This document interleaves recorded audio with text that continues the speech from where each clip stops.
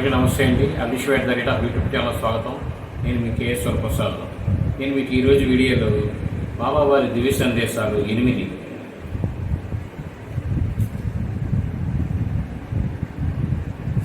శ్రీ షిరిడి సాయిబాబా వేప చెట్టు క్రింద ఉన్నప్పుడు ఆయనకు ఒక మత చిహ్నం అనేది లేదు.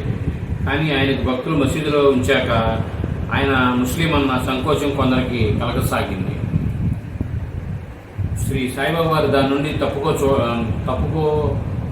చూడలేదు. అది నేడు సమాజంలో మత ద్వేషాన్ని తొలగించనున్న పవతాజ్ఞగా తీసుకున్నారు. కాబోలు ఓర్మితోనూ పట్టుదలతోనూ దాన్ని ఎదుర్కొన్నారు. వేరు దారి లేనప్పుడు ఆయన లీలనే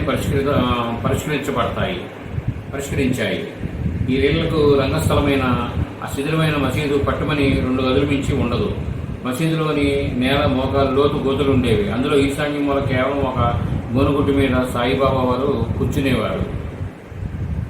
ఆయన ఎదుట ఆగ్నేయ దిక్కున ఆయన నిర్తాగ్ని గోత్రం లేక దుని నిర్వహించేవారు.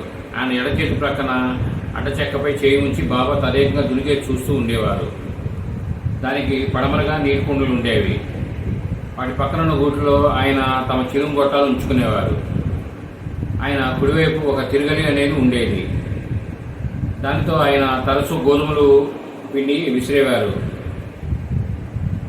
ఇలా బాబావారు ఆయన లీలలు మసీదు నుండి ఎన్నో చుట్టుపక్కల వారికి వ్యాపించి ఆ కాలంలోనే ఏ కమ్యూనికేషన్ లేని కాలంలోనే ఎంతోమంది ఉద్యోగస్తులు ఆఖరికి బ్రిటిష్ వారు కూడా బాబావారికి ఆయన ఏదో కేసులో రమ్మంటే వారే వచ్చి విచారణ చేసుకుని వెళ్తారు.